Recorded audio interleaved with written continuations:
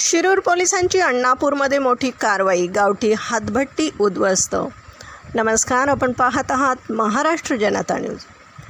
शिरूर पोलिसांनी अवैध दारू धंद्यांविरोधात मोठी मोहीम उघडली असून अण्णापूर परिसरात सुरू असलेल्या गावठी हातभट्टीवर धाड टाकली आहे। या कारवाईत सुमारे 43,700 रुपयांचे कच्चे रसायन आणि तयार दारू जप्त करण्यात आली आहे।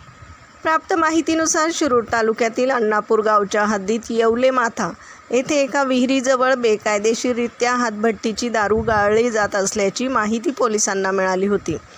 काल 10 मे रोजी रात्री 10च्या सुमारास शिरूर पोलीस स्टेशनच्या पथकाने या ठिकाणी छापा टाकला। या प्रकरणी भाऊसाहेब गव्हाणे, सतपाल गव्हाणे आणि रावसाहेब गव्हाणे यांच्यावर गुन्हा दाखल करण्यात आला आहे। पोलीस पथकाची चाहूल लागताच हे तीनही आरोपी जवळच्या झाडाझुडपांचा फायदा घेऊन पसार झाले असून पोलीस सध्या त्यांचा शोध घेत आहे। मानवी आरोग्यास घातक ठरणारी ही दारू तयार करून त्याची विक्री करण्याच्या उद्देशाने हा साठा ठेवण्यात आला होता। पोलीस अंमलदार सागर बोराडे यांनी सरकारतर्फे या प्रकरणी फिर्याद दिली आहे। शिरूर पोलीस स्टेशनचे प्रभारी अधिकारी संदेश केंजळे यांच्या मार्गदर्शनाखाली पोलीस उपनिरीक्षक खटिंग या प्रकरणाचा पुढील तपास करीत आहेत। प्रतिनिधीसह महाराष्ट्र जनता न्यूज, पुणे।